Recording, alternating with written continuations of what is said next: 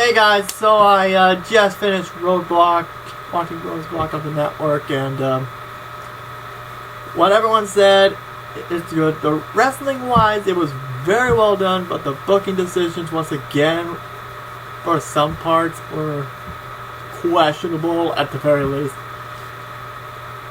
This was pretty much a glorified house show, so let's talk about this. Yeah, this is a sort of review to it. The show kicked off with the tag team title match with New Day doing a promo about Bootios, which they actually have a cereal, but I checked the website and those of you saying they want or you're getting a New Day cereal, I'll be right.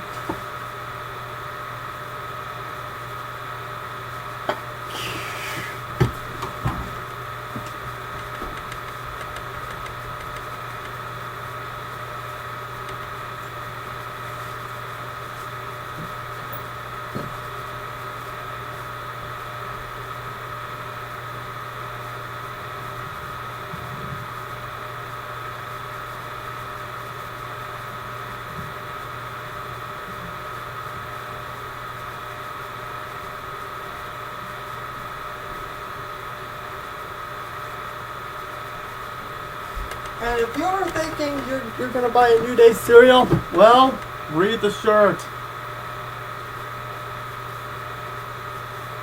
Yep, all it contains is a New Day t-shirt.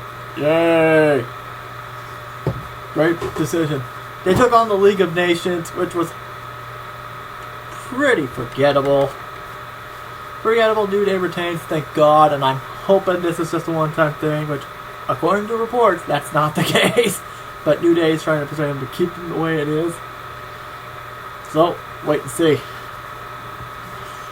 Then we have a Chris Jericho versus questionable opponent. This is where the questionability really start coming into play here. He's talked about how Canada sucks, and the show was not at Air Canada Centre, believe it or not. This was in the Ricoh Coliseum, the home of the Toronto Marlies of the American Hockey League. Big shocker.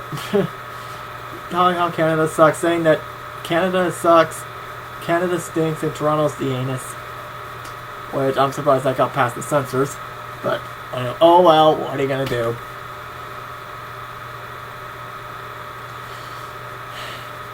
The first questionable decision of the night was Chris Jericho's opponent, which was Jack Swagger. I know someone on Twitter said it should have been Sami Zayn, which that would be a phenomenal match, but I think they're probably, if Chris is going to stay until SummerSlam, which I think that may be the case, save it for then, which is quite understandable. So what happened? They gave us Jack Swagger. Probably the stupidest decision of the night, putting him with Chris Jericho. Overall, again, this one was forgettable. Was a forgettable match. Chris Jericho wins with the Y2J. With the Walls of Jericho. Blech, can't talk today. Then Jericho really officially turned heel on that night because someone had a sign that said "Get Well Bret," obviously representing Bret Hart with the prostate cancer, which "Get Well Soon" Hitman. He got out of this. Chris grabbed the sign, ripped it up, and as soon as I saw it, I was like, some person may have just gotten offended. Which just gotten offended. Which overall, that is a good way to get heat. And if you're complaining, then Chris Jericho's doing his job. And I know someone roasted on Aaron Rick's channel saying, let's see how you react when he dies. Which that would be a travesty because 2015 was the worst year of wrestling deaths. We lost Dusty Rhodes, Roddy Piper, Nick Brodwinkle, among others. You guys any more on that? Next, we got the NXT Tag Team titles featuring Enzo and Big Cass, who are over as hell, which is ridiculous. Taking on the revival of Dash and Dawson. Overall, the match was very well done. At least this part of the special did its job, getting me hooked for NXT TakeOver Dallas, which I am going to review, which hopefully I'll get some Skype guests, hint, hint, to help me out with the review. Same for the WrestleMania one. But boy, talking about the main event, I have something to say about that. Overall, Dallas and Dawson win. Great match. Next, we got the Divas Championship match between Charlotte and Natalya. This match was just as good as their NXT TakeOver match. The first one, by the way. So anyone who else has the network can look it up. This match was really good. Natalya kicked out of the natural selection, which that's the first time she's used it on the main roster, which is a surprise. Then came the interesting part. Natalya had the sharpshooter on. Ric Flair grabbed Charlotte. The ref didn't see it.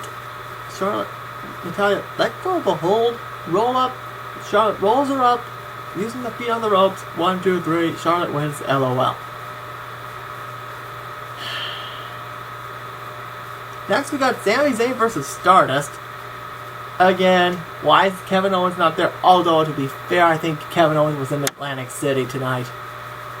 And he took on AJ Styles in an Iron Man match, which was, if anyone has videos of that, I want to see it, because they said they tore the house down with that. So, yeah. Yeah, this match was actually really good, nice and old school, just like the main event, which we're going to talk about that in a little second. And Sami Zayn wins with a haluva kick. And then we have the double main events here. We got Brock Lesnar versus Bray Wyatt, which was advertised. But then Bray Wyatt came out saying he made a deal with the devil, so it became a handicap match with him and Luke Harper. Harper took those suplexes from Lesnar by a champ. The only problem was Bray Wyatt did not get in the match, which a lot of people are pissed off, myself included, but I read a report saying that they're probably going to do it at SummerSlam, which normally I'll be upset, but at least we get to see that match in 2016 down the line, so yeah. Overall, well, I hate it when people do that, but although I did listen to hear what Bray Wyatt said. When he said he made the deal with the devil, I'm assuming the Triple H. So this might be the planning of the season of a Bray Wyatt face turn. But we're going to have to wait and see. But if that's the start of the face turn, this is great news for his career because he can get that momentum back. He can get some momentum again because I think he'll be a great world champion. But to be fair, if anyone's going to stop KO, if they don't give it to Sami Zayn, Bray Wyatt's the right person to do it because it's going to be on. That could be an awesome match. Then we got the main event, Triple H defending the World Heavyweight Championship against Dean Ambrose. This was the match of the night. The spots were phenomenal. Sorry, AJ. Da-da-doo. But then this is what everyone was expecting. With a name like Roadblock, they think it'll get changed. So far, no title changes. Dean Ambrose hits the Dirty Deeds. 1, 2, 3. Everyone went nuts. And then the ref saw Dean's foot was underneath the rope, so they continued the match. I was like, really? And I just looked it over again before the review. His foot was barely under the rope. So the ref, I think this could lead to a storyline for WrestleMania. But, oh God. Oh my good God. Because if they pull what they did 2 years in a row, actually 3, I'll take that back. Making the main event a triple threat 2 out of the last 3 years in a row, which is insane. But no money in the bank in this time, so yeah. And the thing is, Dean Ambrose went to the elbow trip, an elbow drop through the announce table. Triple H got out of harm's way. Dean Ambrose went to the announce table. Just when we thought Triple H was going to win via countout, which I think everyone would have been okay, would not be okay with, would have been okay with it, because there's some people thinking that Dean Ambrose got buried, which, if he's not facing if he's facing Brock Lesnar, do you think that's a burial? No. So if anyone thinks Dean Ambrose got buried tonight, go home, you're drunk. Okay. Dean Ambrose made the 9 count. Triple H hits the pedigree. 1, 2, 3, as expected. Now, I was expecting Roman Reigns to come out here, but surprise, surprise, he didn't show up. So, here's what I'm thinking. Here's what I would do to make this match interesting. Because so far, they're thinking the match is going to suck, blah, blah. Everyone's saying the match is going to suck. Hashtag cancel WWE Network, which I'm not going to, because how often am I going to watch NXT TakeOver? Just saying. Even though it's on Hulu, but who gives a crap? It's so damn expensive. Although, let me say this. If you want to make this match interesting, add a stipulation. And if you guys, at Fastlane, when the last time we saw Roman Reigns, he was bleeding profusely because Byron gave him a blood capsule. So what I think, if I was in that booking committee, I would make a first blood match. Although there's probably someone there saying, no, it's not PG. Okay. How about make it... Okay. How about make it, if Roman loses, he must retire. But now, again, if that were that stipulation, it would have been way more predictable. So I think first blood is probably your best bet. But, do you want another Hell in a Cell match? Although if that's a Hell in a Cell, if they do a Hell in a Cell, I would have been perfectly okay, because those two are the best Hell in a Cell workers. I mean, Hell in a Cell workers. You got Triple H, who has probably the best Hell in a Cell record-wise behind The Undertaker. And you have Roman Reigns, who did his last Hell in a Cell match. He sold that match like a champ.